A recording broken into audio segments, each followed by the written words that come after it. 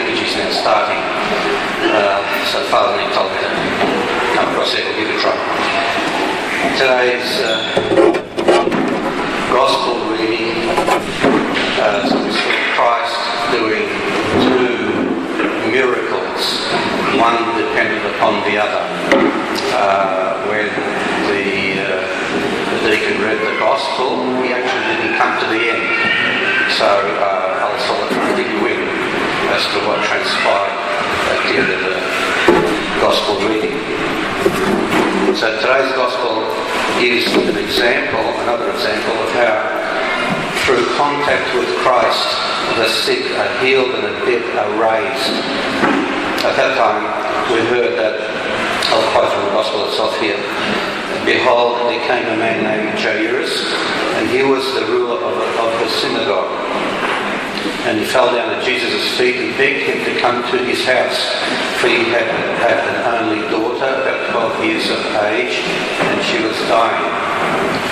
So this event occurred after Jesus had come down from the land of the Gadarenes, where he expelled demons from two possessed men, and earlier prior to that he also stilled the lake when you had the storm in the lake. He stilled the waters there in the winds.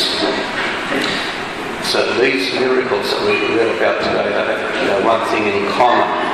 They demonstrate Christ's divine powers, that he is the Lord over creation, including nature, including demons, including life and death, and including human souls.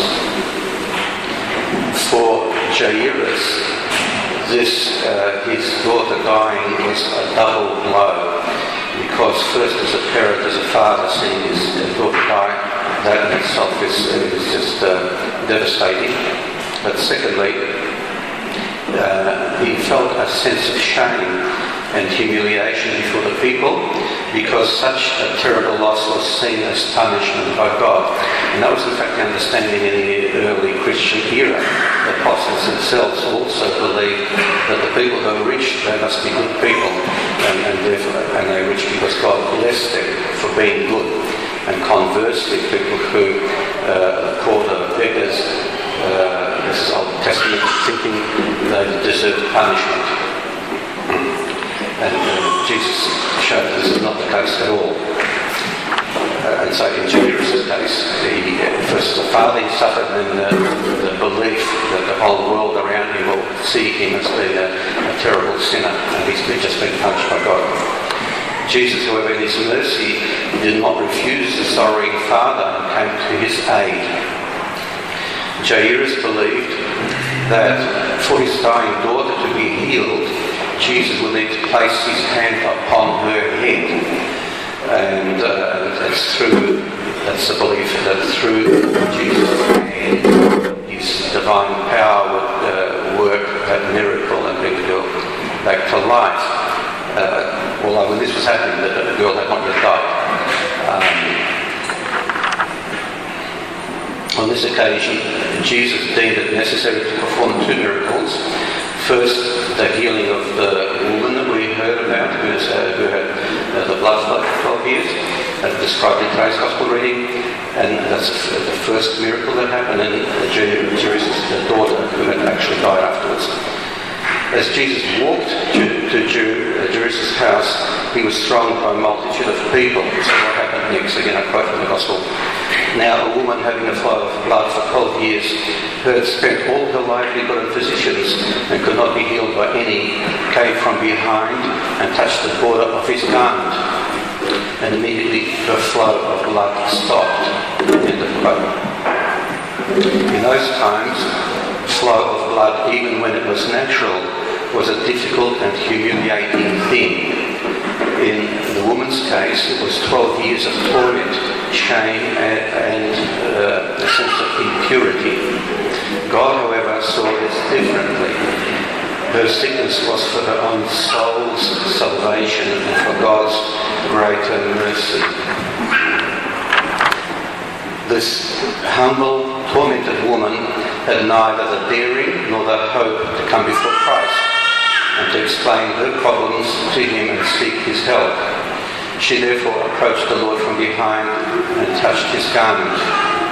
And Jesus said to the people, "Who touched me? Somebody touched me, for I perceived power going out of me." Why did Jesus ask when he knew who it was that touched him? And also, he knew that the people he was asking, they could not possibly know. So why did he ask?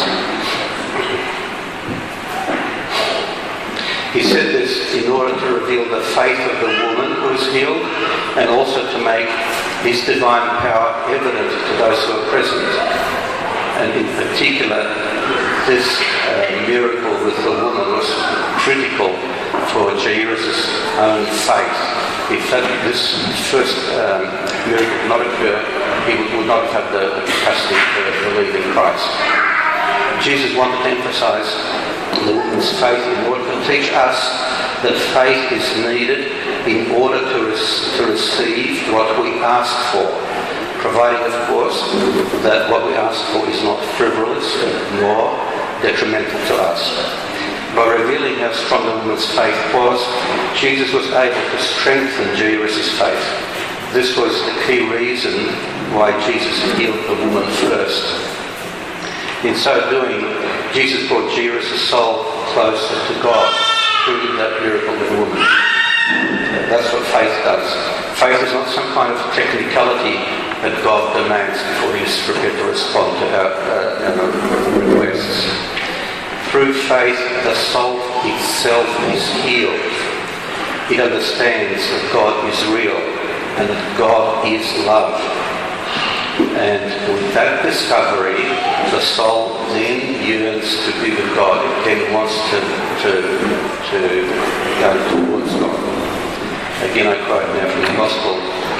"Now when the woman saw that she was not hidden, she came trembling and falling down before him. She declared to him in the presence of all the people the reason she touched him and how she was healed immediately. And he said to her, 'Daughter, be of good cheer. Your faith has made you well. Go in peace.'" The woman sensed from Christ's voice and his words that he knew her innermost secret, and that it could not be concealed from him. So then, when she realised the power of Christ, fear came over her, and this is as she experienced Christ's divine power. Seeing her to be so fearful, the gentle Lord comforted her with fatherly words. He said to her, "Daughter, fear not." He gave her courage by calling her his daughter. When Jesus was attending to the sick woman, bearing in mind he was first walking to Jairus' house with Jairus, and then this event happened on the sideline effectively, and so he got sidetracked. And that actually allowed time for the daughter to die. And so while he was attending to the sick woman, a member of the household came and said to Jairus himself, he said, "Your daughter is dead. Do not trouble the teacher." But when Jesus heard this, he answered him saying, "Do not be afraid." This is to Jairus saying, "Do not be afraid, only believe, and she will be made well." We see here how gentle and merciful the Lord is. Before Jairus had cried out with pain as a father on hearing those words, Jesus immediately comforted him with the words, "Do not be afraid, only believe, and she will be made well." These words had meaning because Jairus had just witnessed Jesus' earlier miracle. So that's what I was saying before. And I remember before that it would have just been devastation to him. When they came to the house, Jesus permitted no one to go in except 3 of his disciples, Peter, James and John, and the girl's parents. these three disciples needed to see Jesus perform a miracle that can only be attributed to God, that is raising from the dead people. Before that, Jesus performed all sorts of miracles, and they were second-act miracles. But they had to go one step higher. They had to see a resurrection of the dead. This was the first time, and that subsequently happened later on. And specifically, that was necessary for the disciples because they were later down the track to see Jesus' own death, his crucifixion. And so there was some sort of an awareness and assurance that everything's not destroyed with the crucifixion. So that was why those three apostles needed to be present. They were also the most mature spiritually. That's why Jesus looked in, and it was their role later on to explain to the other 9 disciples what transpired. And then, of course, with the parents, they had to witness their own daughter's resurrection so that their own souls could be resurrected. Their souls are going to be good people, but they were living a life which was not conducive to salvation. And in order for that to happen, by seeing their own daughter resurrected, their own souls got resurrected in the process as well. And so that their daughter was instrumental in her parents' spiritual rebirth. As they entered the house, they saw relatives, friends and neighbours mourning and crying over the dead girl.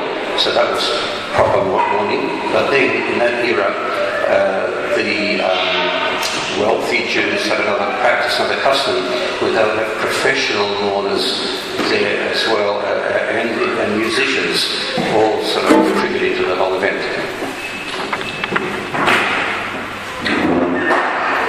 So Jesus said to the whole of them, "Do not weep, she is not dead but sleeping." And they ridiculed him, knowing that she was dead.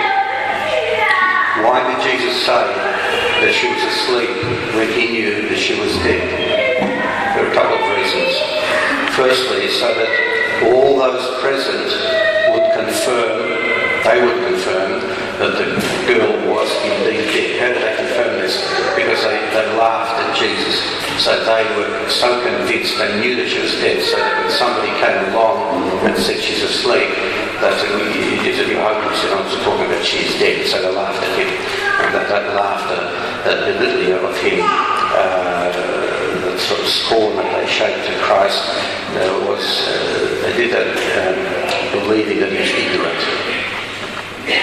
So their reaction confirmed her death.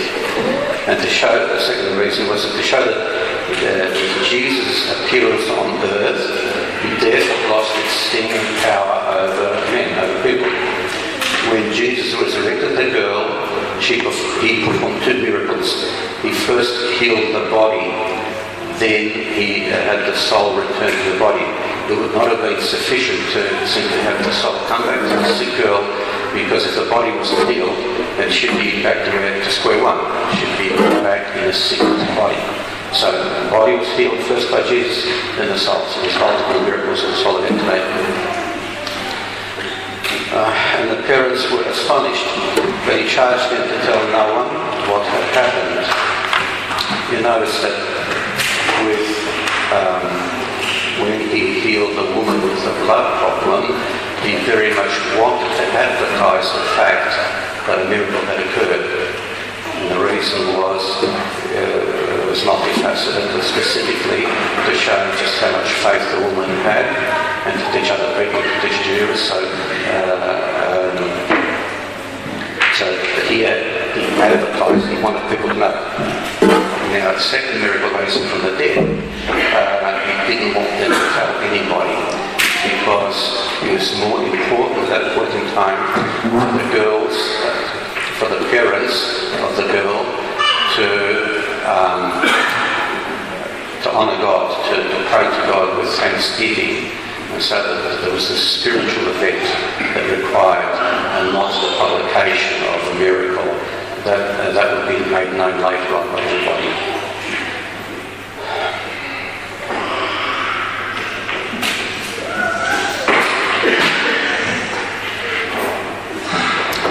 You may wonder why did God allow this woman to suffer 12 years? Why not just say 1 or 2 years?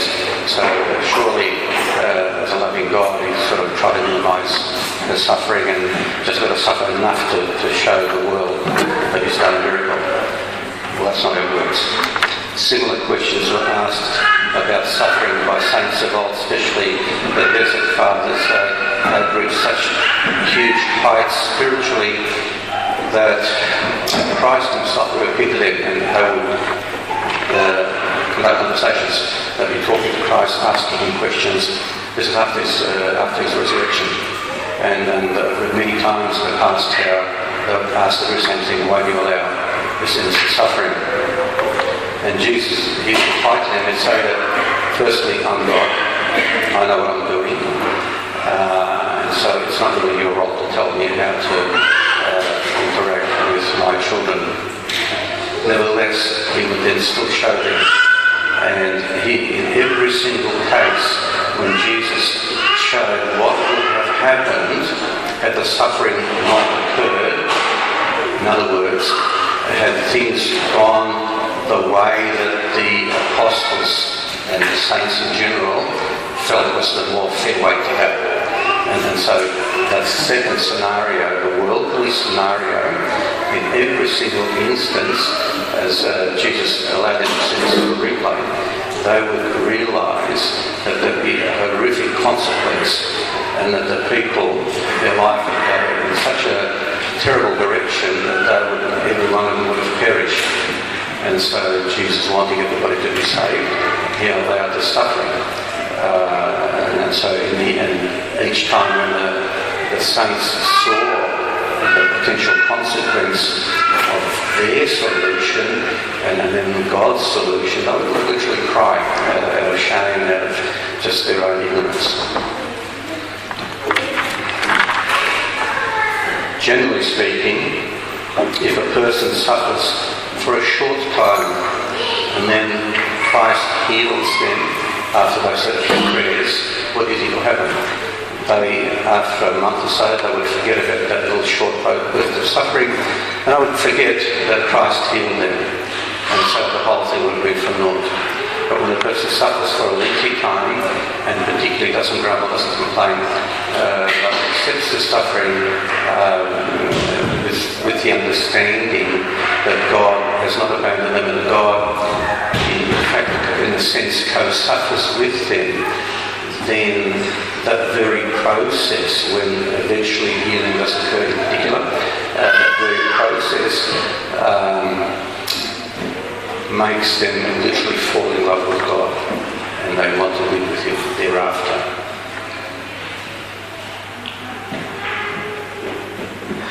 So during that suffering process, as long as they realize that without exception every person gets purified and that leads to their salvation, irrespective of whether or not God in the end chooses to heal the body. It's vital for us to understand that God never abandons us, ever. However, the opposite does occur. It's a common occurrence. We abandon God either through laziness or through attachment to passions, or even worse, some people get deceived by the world, being convinced that they know better, the world knows better, and thereby they choose a path that leads to perdition. A major obstacle faced by Orthodox Christians is the lack of awareness that spiritually we are all sinners, we're all deficient, and we need God's help every single day. That's why we pray. Our aim should be to strive to experience and recognise God's love for us individually. When that happens, then life becomes meaningful, both here and in the age to come. Amen.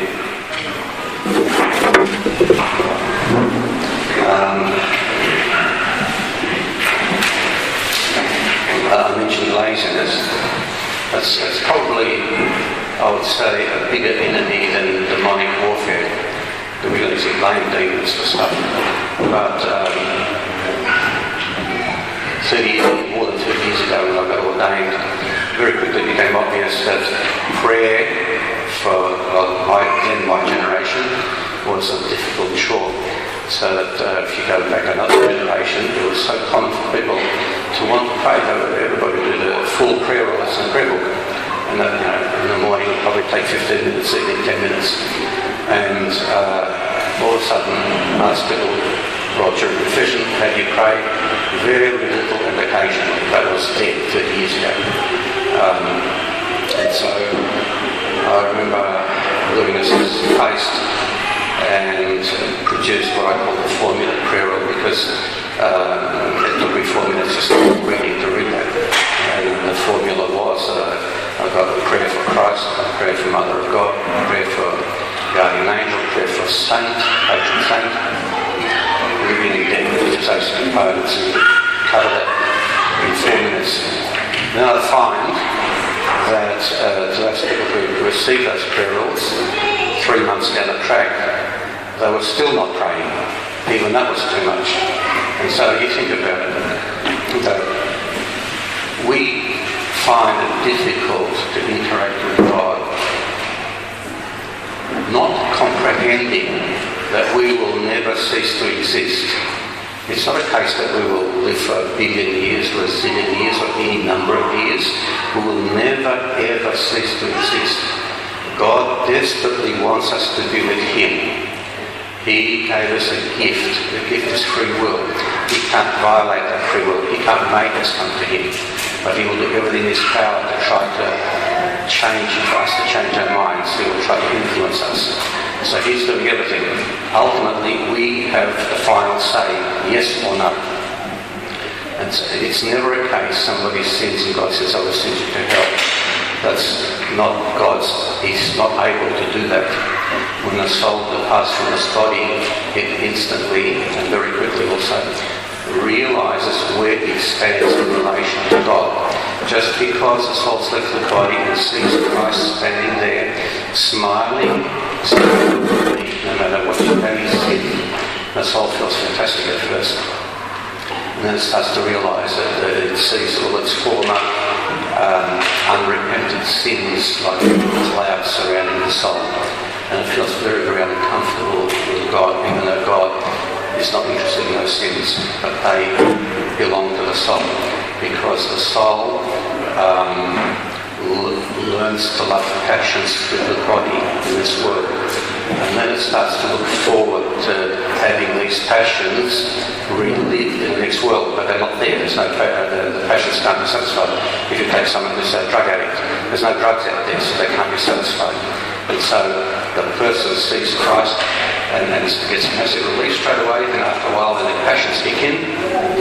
The soul wants those passions, Christ becomes secondary, even in the next world.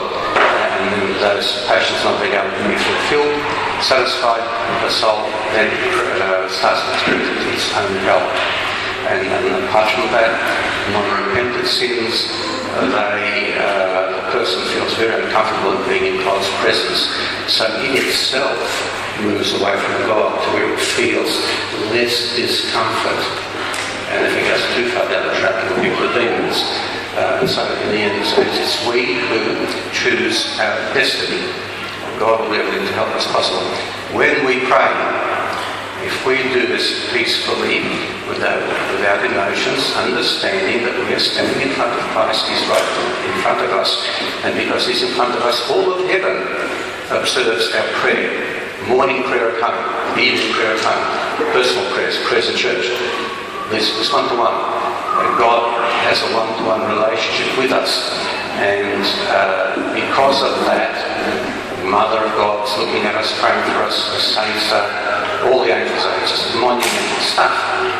And now we're going back to the laziness when we sort of don't realise what's going on in this bigger realm, and we sort of don't have time to pray, and we sort of just become victims of the world. So don't allow any excuses of, I don't feel like praying today, I'm going to hurry up and say my prayers quickly, because that mentality means that we are saying to God, look up God, I'm only saying this quickly so that you're satisfied that I've said my prayers. But in doing quick prayers, your heart's not involved. And so nothing happens again. That's better, I think. Unless questions if you want. Otherwise, we kiss across.